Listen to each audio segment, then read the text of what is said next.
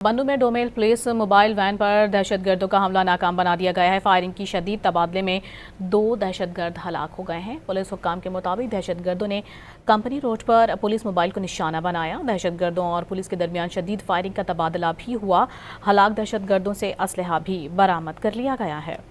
बन्नू में Domel police mobile van पर दहशतगर्दों का हमला नाकाम बना दिया गया है। फायरिंग की शदीद तबादले में 2 दहशतगर्द हलाक हो गए हैं। पुलिस हुक्काम के मुताबिक दहशतगर्दों ने कंपनी रोड पर पुलिस मोबाइल को निशाना बनाया। दहशतगर्दों और पुलिस के दरमियान शदीद फायरिंग का तबादला भी हुआ।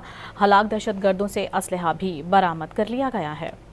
बन्नू में डोमेल पुलिस मोबाइल वैन पर दहशतगर्दों का हमला नाकाम बना दिया गया है। फायरिंग की शदीद तबादले में 2 दहशतगर्द हलाक हो गए हैं। पुलिस हुक्काम के मुताबिक दहशतगर्दों ने कंपनी रोड पर पुलिस मोबाइल को निशाना बनाया। दहशतगर्दों और पुलिस के दरमियान शदीद फायरिंग का तबादला भी हुआ।